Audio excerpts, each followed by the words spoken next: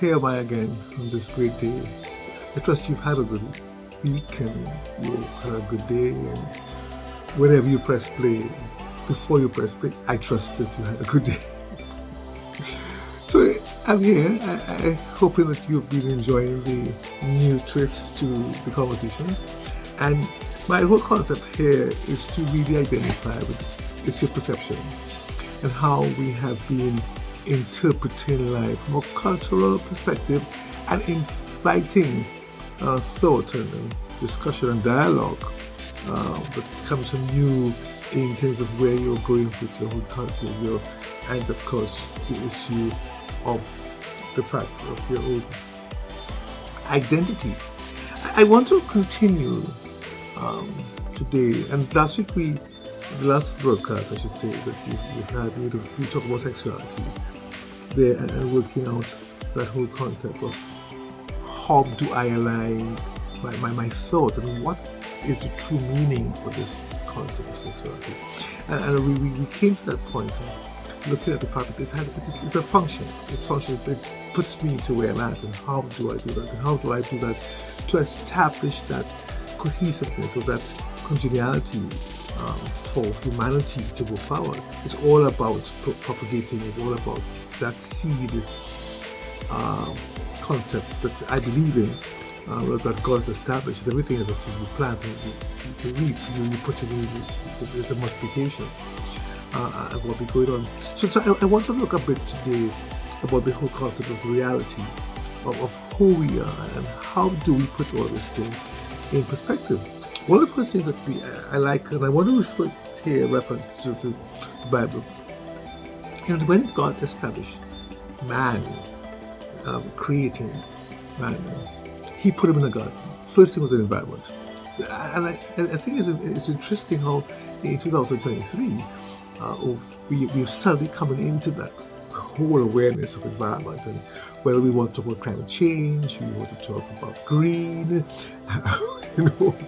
and it's all about the environment, and that's where it all started. How do we identify within ourselves, within that space, and how do we use that space successfully for my future, for my growth? When I was born, I had no choice of whatever space I got. I took it, and I worked it. And the thing was, it is not about. I'll come before I say that. I had to work it because I had parents that mold, and let me use the right word here, nurtured me. And of course, that nurturing was extended in terms of relatives and peers and educational context of teachers, etc., and of course caregivers.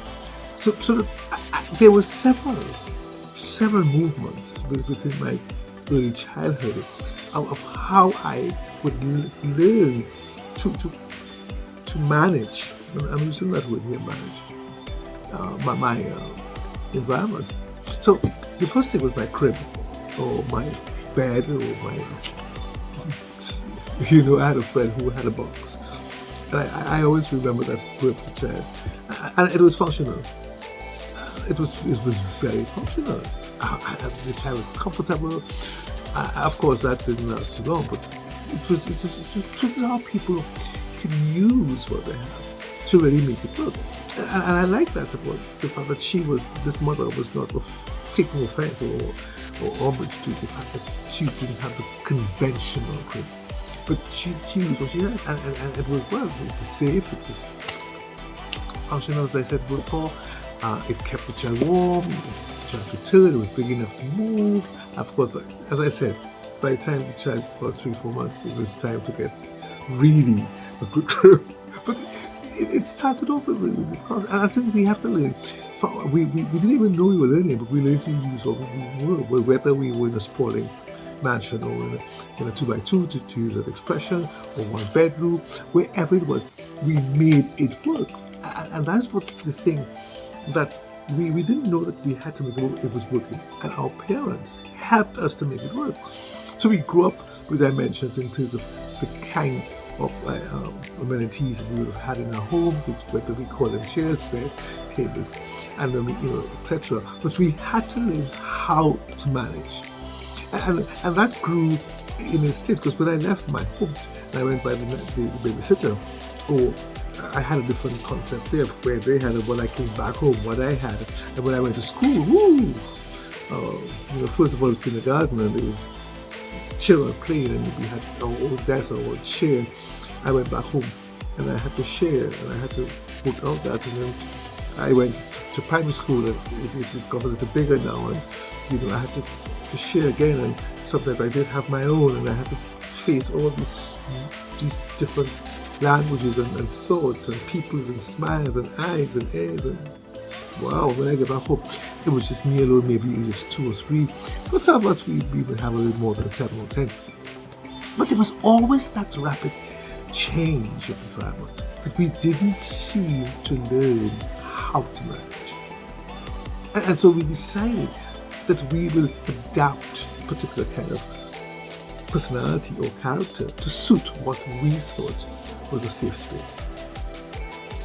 So some of us learn how to zoom out in a big public space, or some of us learn how to identify with it.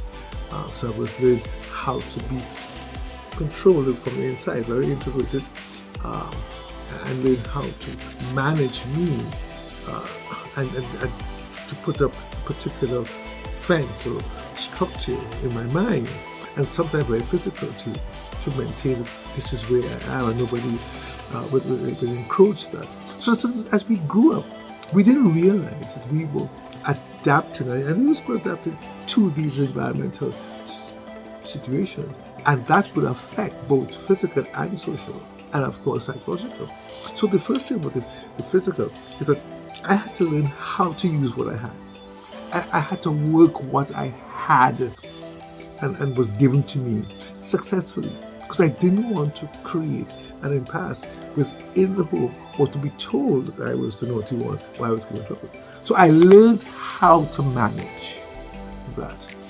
When I went into, and I'm repeating some things here, when I went into the school environment, by the time between 3 to 5, kindergarten and primary, I realized that everything is getting faster, and the spaces are getting, well, I had to learn how to control. So when I left my home, where there was a fence and a yard, maybe, or it had boundaries, I would play there. Maybe some of us had a backyard that went extensively to some forested area, but then I had to learn how to manage that. I went into, there was a gate, and I was told not to go. And when I went to the primary school, it got bigger, and there was maybe a guard there or a security officer, and I couldn't go here, and I couldn't go up here, and I couldn't go up the steps. Like, wow, when I get home, it's like freedom that I'm hearing now. Don't run, walk, don't go there, come, sit here. All my life, there's been this environmental press context, that even within the physical, I had to learn how to work the boundaries and how to identify that those boundaries were important for me to maintain a particular context of my development and, of course, my character. By the time I got to secondary school, and again I changed, wow, playing fields, wow, basketball, just all kinds of sporting context here, and the rules got bigger, the classes got bigger, and I had to be going from class to class now.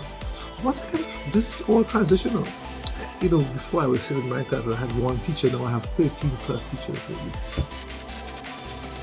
Which narrows down, of course. As you go higher up, it narrows down to 3 or 4. But it is all environmental in terms of how am I learning to work out this physical in order to really interpret my own social and, of course, psychological experiences. So that, going back to what I said earlier, I learned to define a social fence. Introvert, quiet, silent, withdrawn, isolated, controlled, or extrovert, connecting, freely giving, working with plenty of people, and that made me. So we have found ourselves working out those context of environment and listening to what it says to us in terms of who we want to be and how we are. And today, we have to be so careful in terms of as we establish relationships, whether it is through marriage or through employment or just through community, neighborhood community. How do I refit coming from my community to this new one, or coming from this school into a workplace, or coming from one home to go to another home? That is going to be a lifestyle for a lifetime, because we want to work until retirement, or we want to be educated until, and that whole it becomes a lifetime experience. How do I interpret that? And I want us to be fair in terms of beginning to appreciate who I live with, who I work with, who I go to school with, who I sit in the class with, who I converse with in my neighborhood. And it's important how we need to look at this, because it informs that context of identity. So I go into my neighborhood and I am cautious to talk to those people next door. I don't know them, and I look across the fence, so I look through my window to see how they do things. I judge them with their yard, whether it's clean, the dog, the animals, what time they come in, what time they go out, the noise level. There's so many factors which we can't list today. But I'm just helping us to see that we do have this recce that we look at and we assess, and then we say, okay, I can talk to them. Then we go knocking, or we go calling, hi, I just moved in, I'm so and so. But you're still kind of suspicious, because you don't know how it's going to play out in terms of, hey, is it going to be something productive for my whole family?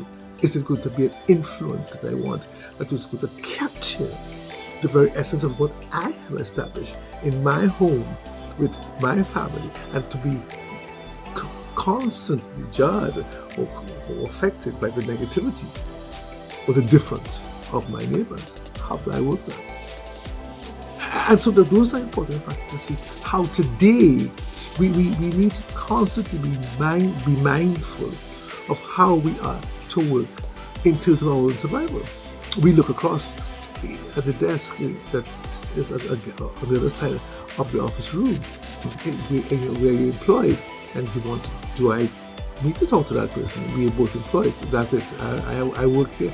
I come in, I work, I do my work, I go out. Lunchtime, I find a space, I eat by myself, and after that, I go back to where it's comfortable, home maybe, or with my peeps. Do you like that word, my peeps? Or my friends, my peers. So there's again the need for us to look for that 8 to 4. I use the word easy, when usually employments are between 8 and 4. Some people have 9 to 5 now. There's this thing about flexi. But you realize that most of the day is within the office or the school. So it's always away from home. Yet, we try to make home that kind of safe space. But it's difficult to really align that when you're there for a few hours. You come in, and if you come in by 5, 6, within the next 4 or 5 hours, you'll be in your bed to get up after 7 hours maybe of sleep or less, and to go again. So most of your time is away from your house. So therefore, how do we establish that reality? How do we work that out? Tell me, what are we saying in terms of trying to define that space in what we call home, or within an environment that is away from our big day? It's just I want to take a break, and I don't really want to to establish the fact that I am antisocial or I am so indifferent. But let's start out here. You try to go home, or you try to find your line or your peeps in a place where you really want to be yourself, and go freedom. But most of your day is affected by a bigger picture, a whole different picture. Most of the day, you leave home at 6. Am I getting that right? Leave home at 6? Yeah. You leave home at 6? You don't answer me? Okay. I come back home at what time? 6 again? 12 hours? For some of us? Let's take, if we take 5, 11 hours.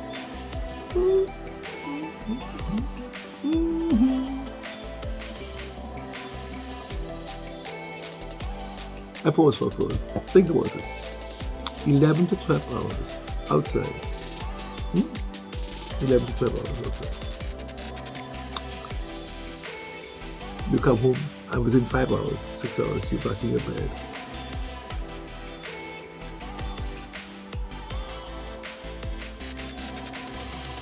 That's 12 and 5, 6, that's 16. The other 8 hours for 24. Well, you may sleep between 7 and 8 or 6 and 8. So, let's say you have an hour to play with there. 2 hours when you get up and you are getting ready. So you get up at 5 or 4:30, 5, and you get ready. So you leave the house. Wow. So how do we define character? How are we defining personalities when most of that are really outside of our home, engulfed in that whole scenario of education and employment? And yet we define a difference, or rather we want to defy that in order to find something fresh. So are we sitting down here today, or am I sitting down here to say that we have to address the education system in terms of timing, or we have to even look at the word of employment and see what it tells us in terms of that environmental press that really agonizes our physical and social and psychological, emotional frames. That we get tense and we are pressed and we have all this pressure. We need to go to the masseur, we need to exercise because we're really pressed and I can't seem to function. But yet we get up the next morning and we go back to the same thing. It's a cycle, but it's an interesting one. We have been told that we have to go to school. And I'm not saying no. I believe in education. But the primary education, it's home with your guardian, your parent, that loved one who educated you from 0 to 3 before you went into this kindergarten. And you survived that. And those were the foundation of how you learn, what you learn to do. You learn how to identify things without even knowing how to spell. You know what a bread or a chair, you know a bed was, a cup. And nobody, you can spell CUP, you couldn't spell PED. But you grew. You learned to do things. You learned to walk. You learned to talk. Oh my gosh. You may not have learned to talk the way your parents taught, because I mean they're much older, but you did learn to identify the realities of language that you could communicate. And all of a sudden, we are thrown out of that arena into another one where you're now learning to speak better and make it right. What you say. I trust you're writing what you can talk rather than you have to write before you talk. So try to talk first and then so you can write something that you say. I'm saying that for you as parents, we're trying to get the children to write before they can talk. Anyway, so let's get back to our talk. So you see what's happening here. We learn differences, and we come back home and say, oh, where did that? Oh, because these environment change. and you're sent there because you have to get education to get a better job, to get it. It goes back to the education is tied into the employment. Are we realizing that? You see, if I didn't get the book sense, I wouldn't get the work sense. If I didn't grasp the context of going to school and understand those boundaries, I wouldn't be able to have the boundaries that are expected of me within the workplace. So they're connected. And so we seem to sometimes forget and don't realize how we need to look at the education system and what it imputes into our own minds and makes us who we are. Not that we are maybe as successful as our parents would have thought we should have been in terms of the accolades and the advancement and all those certificates. No, it's not about the certificates, and it's not about you going from one level to the other level until you reach the higher learning and you come out there with all your degrees. No, we are talking about the educating of the society, as it seems to say that these institutions, or this institution called education, really has impacted us, not the way we ought to have been impacted. And I don't want to even use the word negative here, because we all can therefore find variance within the system to exist. But how do we exist? And I want us to take very, very careful note. For young parents and for people who are yet to be parents, how would I use this education system to really make sure that my child does not implode down the road? The pressures of exams. And we have these national exams in every country that takes you from one level to the other. End of term exams for promotion.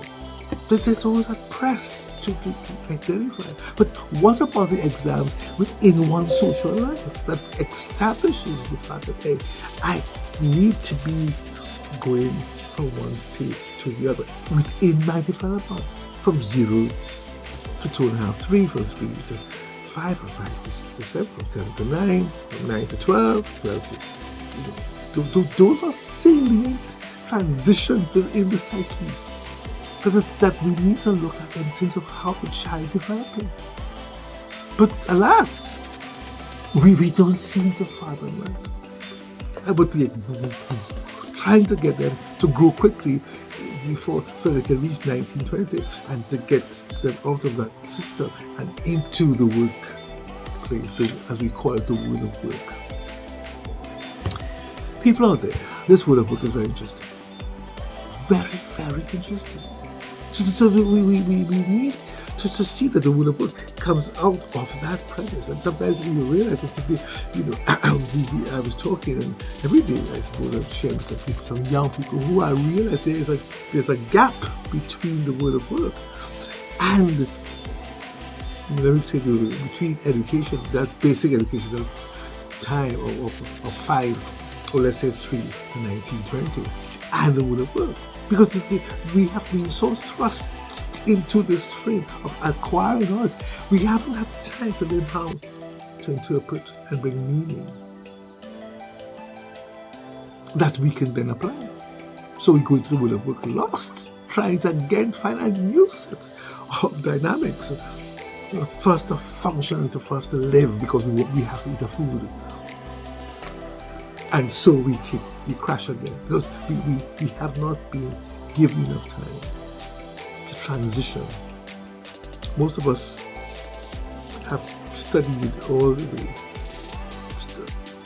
and into the world of work and keep studying, and not recognizing that is a whole environmental activity there that continues to press within the mind and causes all kinds of disturbances and irregularities within our psyche that causes indifferences in behaviors, etc.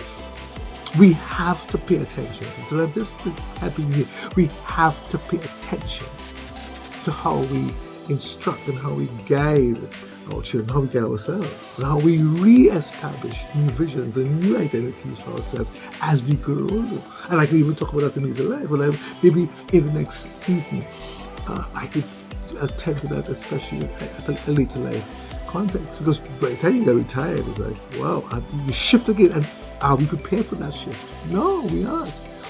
And so, let me stop here. Let me stop here. We might continue some of this next session. But it's important for us to realize that the environment has impacted us so harshly over the years without even us realizing that it is creating these phenomena within our own living and has caused us to really struggle and negatively have all these impacts that we need to look and see, hey, how can I really redefine my social life to really be more successful as a human being in this age? Yes, the first place was the garden, boundaries, but there was a great place in developing one's skills and talents and identifying with one's future. So, have a good week. Dr. Nance, closing off here. And we see you, or you see me, at the next punch of that play button.